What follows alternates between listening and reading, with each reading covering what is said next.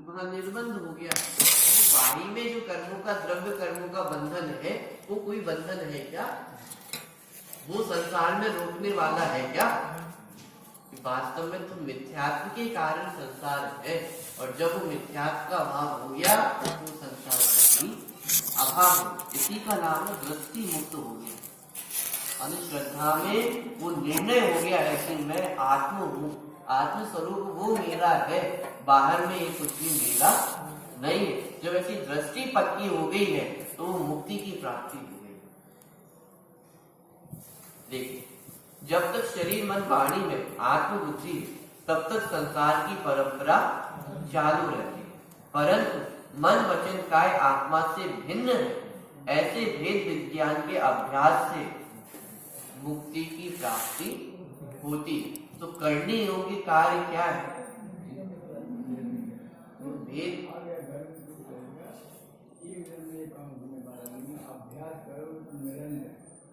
अभ्यास का है, भेद विज्ञान की, भेद विज्ञान का अभ्यास। माने आज मैंने बात सुन ली, लेकिन वो अनादि काल की जो हमारी परंपरा चलती आई है, अनादि काल से जो हमारी टेव बनी हुई है, वो शरीर में एकत्व बने की कैसे टूटेगी? वो अभ्यास से टूटेगी। वो अभ्यास अर्थात जो तत्व अभ्यास है, हम डेली स्वाध्याय करते हैं, आते हैं, पढ़ते हैं, सुनते हैं। क्यों पढ़ते सुनते हैं? क्यों? निरंतर अभ्यास बना है। क्योंकि 24 घंटे तो हमारा अभ्यास किस चीज का है? कि शरीर ही मैं हूं, इसी का तो अभ्यास निरंतर बना हुआ है। तो इस अभ्यास को तोड़ने के लिए वो दूसरा अभ्यास चाहिए या नहीं? वो किस चीज का अभ्यास चाहिए? ये तो बहुत आश्चर्य है कि मैं, मेरा स्वरूप मैं हूं, कि उसको अपने आप को अपना मानने के लिए अभ्यास करना पड़ा। माने शरीर को अपना मानने के लिए अभ्यास करना पड़ता होता तो वो तो बात समझ में आती कि भाई जो वस्तु मेरी नहीं है, अब उसको अपना मानना है। जैसे कभी अपन कहीं यात्रा पे जाते हैं, धर्मशाला में रुकते हैं, तो जो धर्मशाला का कमरा है उसको अपना मानना आसान होता कि जितने समय के लिए हम वहां पे ठहरे हैं, उतने समय के लिए उसे अपना मानना पड़ता है। क्यों? क्योंकि वो कमरा मेरा है नहीं, लेकिन अभी जितने समय के लिए वहां रुके हुए हैं कि उतने समय के लिए वो कमरा मेरा है, तो वहां तो अभ्यास चाहिए कि अपना मानने का। लेकिन जो मेरा ही घर है, जो मेरा ही चैतन्य घर है, कि उसको अपना मानने के लिए अभी यहाँ पे अभ्यास करना पड़ रहा है। इसका मतलब ये अनादि काल की ऐसी मिथ्या मान्यता बैठी हुई है कि जो मेरा नहीं है उसी को हम अपना मानते आ रहे हैं। तो इसलिए यहाँ पे वो भेद विज्ञान की प्रेरणा दी। यही कथमपि मृत्वा, कि मर पच करके भी वो तत्व की कौतूहली, तत्व की कौतूहली होना अर्थात वो भेद विज्ञान है। तत्व अभ्यास करना, तत्व अभ्यास अर्थात कि आश्रम कितने प्रकार के होते हैं, बंध कितने प्रकार के होते हैं, जीव कितने प्रकार के हैं, कितने भेद प्रभेद होते हैं, उद्गल कितने प्रकार के होते हैं, इसका नाम तत्व अभ्यास है।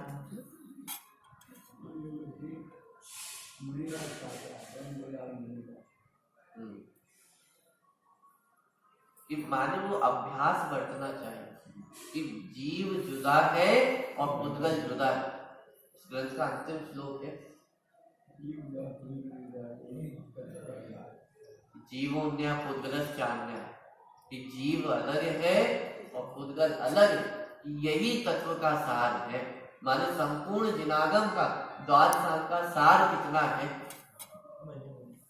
कि जीव अलग है और उद्गल अलग। जीव अलग है अर्थात मैं भिन्न हूं और इस शरीर भिन्न। इस शरीर में रहता हुआ भी इस शरीर से मैं कैसा हूँ? भिन्न हूँ। मात्र इतना ही समस्त जिनागम का सार है। और जिसने इतनी बात जान ली, निर्णय कर ली है कि वो पूरे सारे जिनागम का पाठी, और जिसने पूरा जिनागम पढ़ लिया लेकिन मात्र इतना अभ्यास नहीं है, इतना निर्णय नहीं है कि मैं अलग हूं और शरीर अलग है। ज्ञानी है या अज्ञानी? देखिए, जब तक शरीर मन वाणी में आत्मबुद्धि है तब तक संसार की परंपरा चालू, परंतु मन वचकाय आत्मा से भिन्न ऐसे भेद विज्ञान के अभ्यास से मुक्ति की प्राप्ति होती। तो इस प्रकार ये जो 28वें नंबर का श्लोक आया वह शिष्य को ही प्रश्न हुआ था और शिष्य ने स्वयं ने ही वो समाधान भी कर लिया। तो उस शैली में एक प्रस्तुत किया है।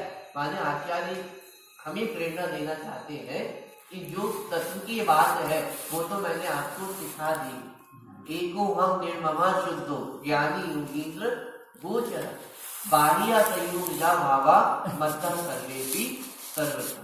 कि जो सार की बात है वो तो हमने आपको बता दी। सुखी होने की जो बात है वो तो हमने आपको बता दिया।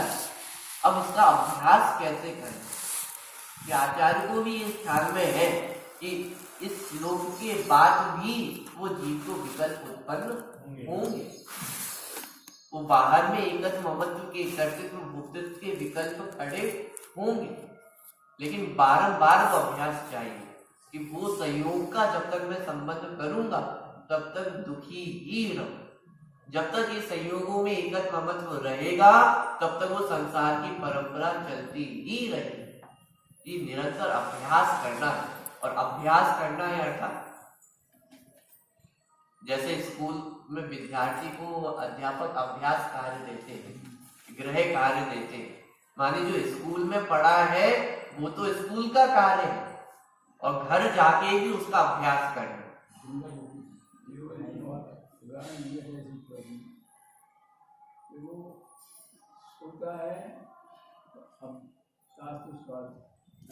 अध्ययन करता है, सोता है तो अध्ययन के लिए, घूमने जाता है तो अध्ययन के लिए, लौट के आता है माँ के पिता दूध दे दे तो अध्ययन के लिए, नहाता है तो अध्ययन के लिए, हर काम जितना भी करता है विद्यार्थी उसको मेरिट में आना है तो निरंतर अभ्यास करता है। माने विद्यार्थी का प्रत्येक कार्य वो अध्ययन के लिए है। उसका सोना भी है तो अध्ययन के लिए। कि हम सब तो बड़े हो गए कि व्यापार की भाषा में उसको समझ कि हमारा सारा कार्य किसके लिए होता है, जो धन की प्राप्ति किस तरह हो, वो व्यापार कैसे अच्छा चले।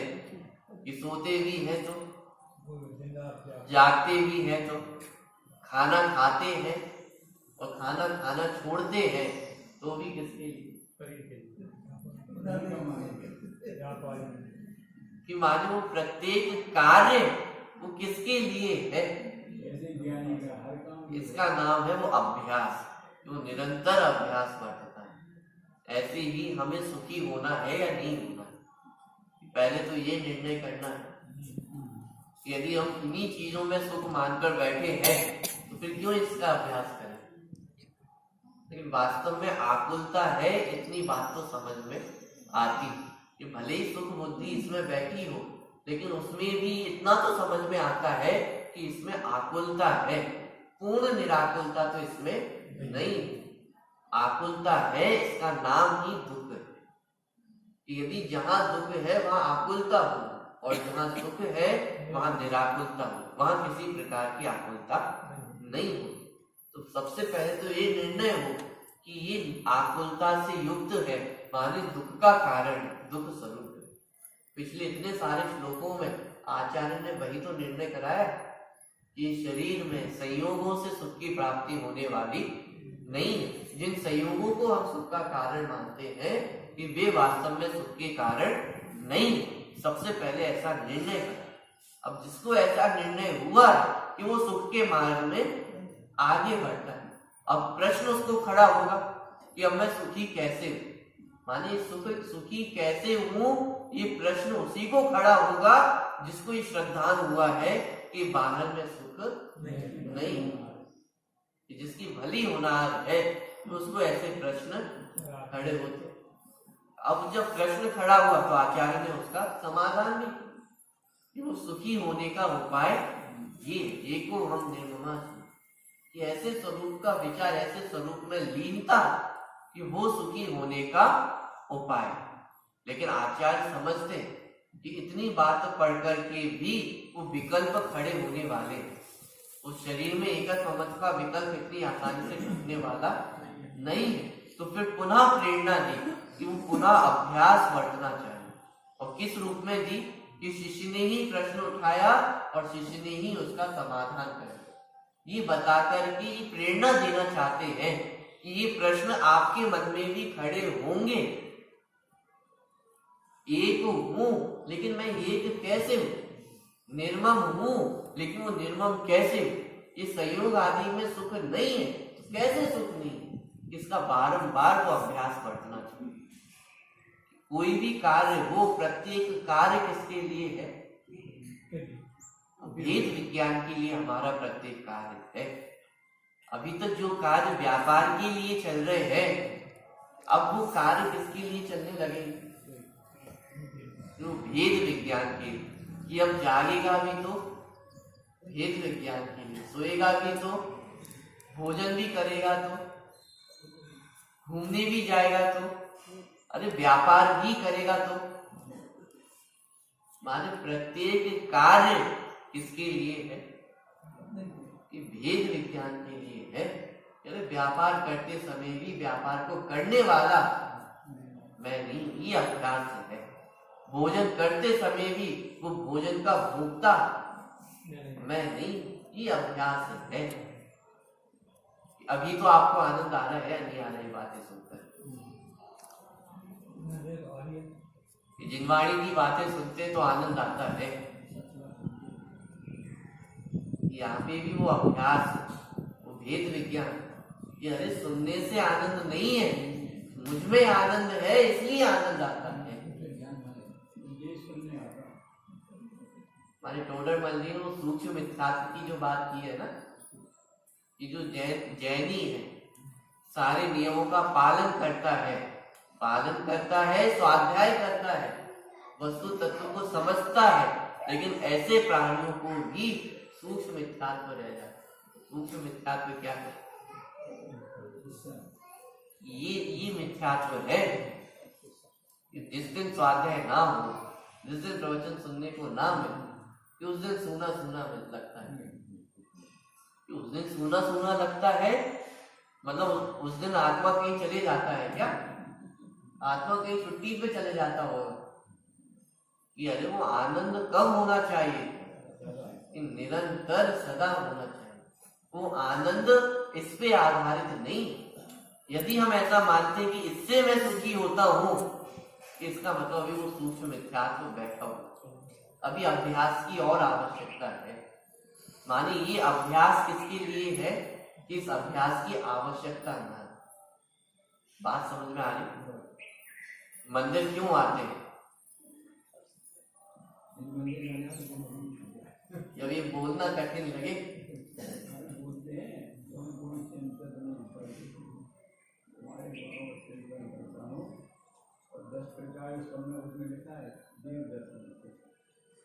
कि जिनेन्द्र भगवान के दर्शन इसलिए नहीं है कि मैं अनंत काल में जिनेन्द्र भगवान के दर्शन करता हूँ। जिनेन्द्र भगवान के दर्शन इसलिए है कि उनके जैसे मैं भी दर्शन करूं। माने जिन दर्शन का फल ये नहीं है कि ऐसे अनंत काल तक मैं जिनेन्द्र भगवान के दर्शन करता हूँ। ना जिनेन्द्र भगवान का ऐसा उपदेश है कि अनंत काल तक मेरे भक्त बने रहो। यानी भक्त बने रहना वो जिन मार्ग का उपदेश नहीं, कि जिन मार्ग का उपदेश तो भगवान बनने का है। उपदेश हमेशा ऊंचे चढ़ने का ही दिया जाता है। भक्त बने रहने का उपदेश यहाँ तो नहीं। अन्य जगत में आप कहीं भी जाएंगे तो वहां भक्त बने रहने का ही उपदेश आपको मिलेगा कि अच्छे भक्त बन जाओ, सच्चे भक्त बन जाओ, यही तुम्हारी सार्थकता है। लेकिन जिनेन्द्र भगवान का उपदेश क्या है? कि भक्त नहीं, छोटे छोटे बच्चों को भी वो नारा रटाया जाता है, नहीं रटाया जाता। माने छोटे से ही वो सीख हमें दी जाती है कि भक्त नहीं भगवान बने। कि भक्त नहीं बनना है, क्या बनना है? भगवान बनना है। तो वही चर्चा इस श्लोक में ली गई कि वो अभ्यास की प्रक्रिया कैसे होती, कि निरंतर वो अभ्यास कैसे होना चाहिए कि स्वयं को प्रश्न हो और स्वयं उसका समाधान करे, क्योंकि वो समाधान हमारे पास उपलब्ध है।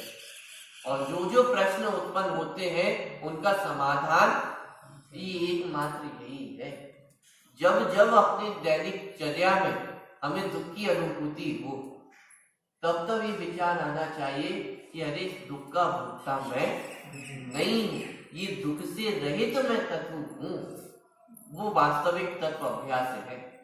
जहां जहां सुख की अनुभूति हो तो वहां वहां अभ्यास होना चाहिए कि अरे जो सुख हो रहा है ये पर के आधार से हो रहा है, इसका मतलब ये सच्चा सुख नहीं। उसका नाम अभ्यास है। और अभ्यास करने के लिए अलग से नहीं बैठना है, ये अलग से 1 घंटा मैं तत्व अभ्यास के लिए देता हूँ कि अरे तत्व अभ्यास के लिए 1 घंटा नहीं, 1 घंटा तो 24 घंटे के अभ्यास के लिए है। वो 24 घंटे अभ्यास का है। वो अभ्यास कैसे करना है वो मात्र यहाँ पे 1 घंटे में सीखा है। अभ्यास तो निरंतर है, 24 घंटे है। 10 लक्षण आ रहा है, 10 लक्षण में भी ये बात आती है कि 10 लक्षण पर्व आते हैं, उत्तम, क्षमा, मार्दव, ये कितने दिन करना?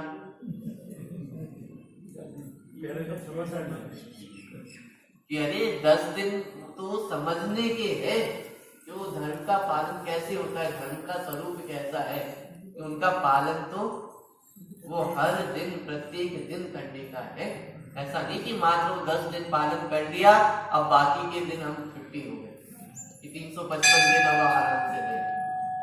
355 दिन वो अभ्यास के करने के हैं, वो 10 दिन तो समझने के। उसी तरह ये जो अभ्यास है वो कब बरतना चाहिए?